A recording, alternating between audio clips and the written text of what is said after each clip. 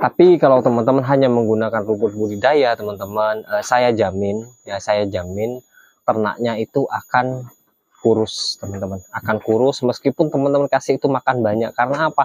Karena kandungan nutrisi yang terkandung dalam rumput budidaya tidak sevariatif rumput liar dan tidak setinggi rambanan, teman-teman.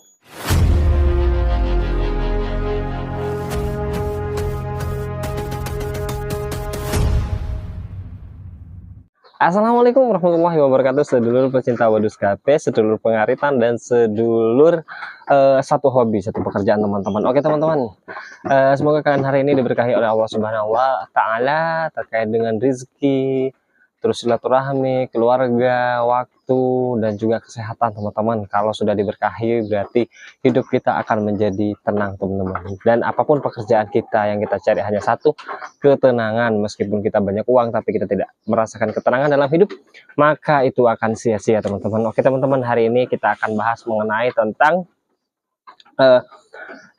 bagaimana caranya supaya pemula itu tidak mengalami kegagalan atau bisa sukses dalam beternak kambing domba. Minim lah kegagalannya, bisa dibilang ya di atas 90% itu bisa dibilang sukses, teman-teman. Ada beberapa hal yang perlu kita lakukan sebenarnya dan perlu kita evaluasi terkait dengan beberapa tutorial atau beberapa hal yang disampaikan oleh para peternak-peternak pemula yang memang bikin video, atau para youtuber yang bikin video kepada teman-teman tapi tidak menjelaskan secara detail apa yang membuat peternak-peternak sukses itu bisa sukses, dan apa yang membuat mereka itu bisa terus survive sampai sekarang, teman-teman. Terutama itu di manajemen pakan, teman-teman. Nah, itu terutama yang paling utama itu manajemen pakan, terus kedua itu adalah manajemen penjualan, teman-teman. Nah, di manajemen pakan ini ada beberapa hal yang harus kita ketahui, teman-teman. Misalnya yang pertama ini, teman-teman ya. Yang pertama, pakan terbaik untuk kambing domba itu adalah hijauan. Baik itu hijauan rumput budidaya, pakan terbaik untuk domba itu adalah hijauan. Hijauan ini saya kategorikan menjadi 3, teman-teman. Ada rumput budidaya, ada rumput liar, teman-teman. Terus ada juga ramban, jenis-jenis ramban daun atas yang berbentuk kayu atau seperti pohon pisang, pohon pepaya juga bisa, teman-teman. Itu termasuk dalam kategori ramban, teman-teman. Nah, kenapa saya kategorikan 3 hal tersebut, teman-teman? 3 hal tersebut sudah memenuhi semua nutrisi kambing domba, teman-teman. Kenapa saya bilang itu adalah pakan utama atau pakan wajib, teman-teman? Karena kalau menurut saya secara pribadi dan pengalaman, teman-teman, jika kita pisahkan salah satu saja dari situ, teman-teman, maka kita tidak akan mendapat yang namanya keefisiensian pakan dalam beternak domba, teman-teman. Jadi ketika teman-teman ingin beternak, teman-teman harus siapkan dulu pakannya, teman-teman. Pakan itu ada 3 yang wajib, teman-teman: rumput budidaya, rumput liar, dan ramban, teman-teman. Boleh satu dihilangkan seperti rumput budidaya, itu boleh tidak ada, teman-teman. Hanya saja teman-teman bisa menggunakan rumput liar full, boleh ditambah dengan ramban sedikit, tidak apa-apa, teman-teman. Atau 50%, teman-teman. 50% rumput liar dan 50%-nya ramban. Bisa juga 80% rumput liar dan 80%-nya ramban. Itu sudah memenuhi kebutuhan kambing domba, teman-teman. Tapi kalau teman-teman hanya menggunakan rumput budidaya, teman-teman, saya jamin ternaknya itu akan kurus, teman-teman. Akan kurus meskipun teman-teman kasih itu makan banyak. Karena apa? Karena kandungan nutrisi yang terkandung dalam rumput budidaya tidak sevariatif rumput liar dan tidak setinggi rambanan, teman-teman. Itu, teman-teman. Seperti yang dikatakan oleh beberapa pembudidaya rumput, memang proteinnya tinggi, teman-teman. Proteinnya tinggi itu ada misalnya rumput pacong, odot, dan lain-lain, itu 12-16%. Misalnya rumput biogen dan lain-lain itu bisa sampai 16% sampai 18%. Itu memang protein, hanya protein, teman-teman. Sementara kambing domba itu butuhnya bukan hanya protein, tapi butuhnya itu ada protein, ada karbohidrat, ada vitamin, ada mineral, ada lemak. Kalau serat kasar sudah ada semua ya teman-teman, sudah ada semua, ada lemak, ada dan lain-lain masih teman-teman. Nah, jadi dari faktor itulah kenapa saya bilang rumput budidaya itu bisa membuat peternak pemula itu menjadi rugi besar kalau hanya memberikan pakan rumput budidaya. Nah, kenapa saya tidak membahas tentang konsentrat sebagai pakan utamanya? Gini teman-teman ya, konsentrat itu adalah pakan alternatif. Kalau teman-teman punya uang lebih untuk membeli konsentrat, silahkan membeli konsentrat, saya tidak melarang, malah saya menganjurkan.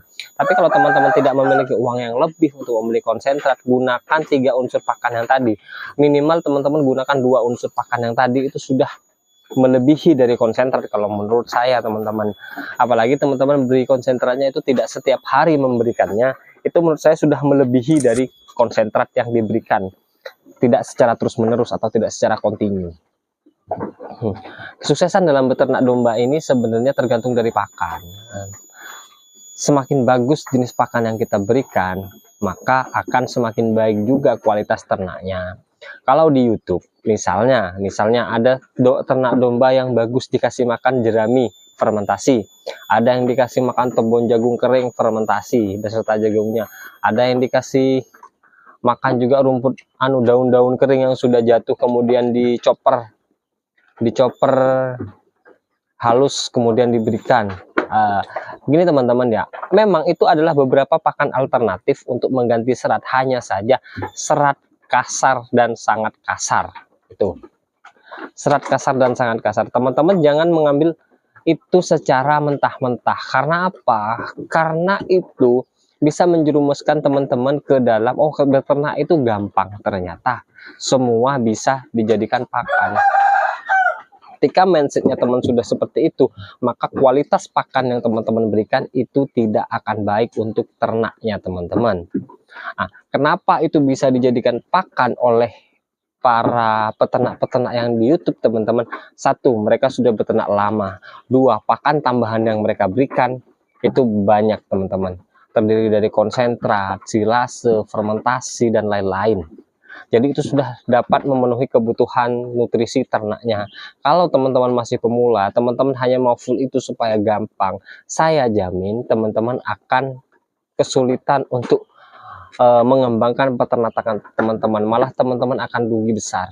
Tapi kalau teman-teman menerapkan 3 unsur pakan itu teman-teman, nah saya jamin teman-teman akan sukses 100%, ya 99% lah, karena 1%-nya itu ya tergantung rezeki kita masing-masing teman-teman ya, karena rezeki itu sudah yang mengatur, kita hanya bisa berusaha, yang mengatur itu adalah Allah Subhanahu wa Ta'ala teman-teman. Saya tidak bisa bilang 100%, ya mungkin 99% lah, karena 1%-nya itu 1%, kalau keputusan Allah itu bisa mempengaruhi keseluruhan dari ternaknya teman-teman. Nah gitu teman-teman. Jadi kalau misalnya teman-teman semua itu mau gampang beternak ya, mau gampang beternak menggunakan konsentrat, itu nggak apa-apa. Menggunakan pakan full complete feed itu nggak apa-apa, hanya saja teman-teman ya, teman-teman coba lihat dulu video-video YouTube yang menggunakan full complete feed. Nah itu diperuntukkan untuk breeding atau penggemukan. Nah tuh, breeding atau penggemukan kebanyakan itu digunakan untuk penggemukan. Karena apa? Karena mereka jangka waktunya panjang dan tidak akan memikirkan kesehatan ternak dalam jangka waktu panjang. Tapi kalau kita di konsep beternaknya itu adalah breeding, otomatis 80% pakan itu adalah hijauan, dan 20%-nya itu bisa kita kasihkan konsentrat atau ramban teman-teman, atau rambanan. Kalau kita sudah pengen gampang beternak teman-teman dengan menggunakan konsep breeding, menggunakan pakan yang agar gampang, kita pakai full kering, itu saya yakin teman-teman pasti akan banyak merugi, karena teman-teman tidak akan continue untuk memberikan pakan tersebut, karena pakan itu mahal yang pertama. Yang kedua, teman-teman juga tidak memikirkan kesehatan ternak tersebut, karena pada dasarnya makanan dari mikroba atau probiotik atau mikroorganisme terbaik dalam rumen itu adalah rumput teman-teman, rumput yang masih segar. Jadi kalau teman-teman pengen sukses membudidayakan beternak agar gampang, itu hanya ada dua cara teman-teman. Yang pertama, teman-teman memberikan full rumput liar budidaya dan ramban. Nah, yang kedua teman-teman itu bisa mengkombinasikan, pagi itu memberikan silase fermentasi, sorenya bisa memberikan rumput segar teman-teman. Itu rumput segar yang dikombinasikan dengan beberapa jenis rumput liar dan juga rambanan teman-teman. Itu saya jamin teman-teman bisa survive dalam beternak, dan teman-teman juga tidak perlu pusing memikirkan banyak pakan yang harus dikeluarkan biayanya teman-teman. Jadi sebagaimanapun kita mau berusaha teman-teman, kalau rezeki kita memang hanya segelas teman-teman, kita berusaha hanya satu ember, maka rezeki kita itu akan tetap satu gelas teman-teman. Jadi kembali lagi kepada tadi teman-teman, saya belum membahas tentang perawatan kesehatan, saya hanya membahas tentang pakan, saya hanya membahas tentang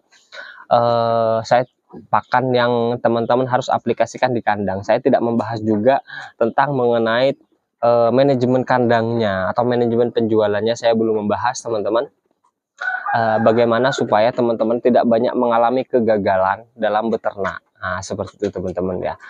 Saya bisa jamin teman-teman, kalau memang seluruh metode-metode yang saya sampaikan kepada teman-teman semua itu diterapkan dengan baik teman-teman, insya Allah teman-teman itu akan dapat menjalankan kesuksesan dalam beternak. Oke, gitu aja teman-teman video dari saya, semoga bisa bermanfaat buat teman-teman semua. Assalamualaikum warahmatullahi wabarakatuh.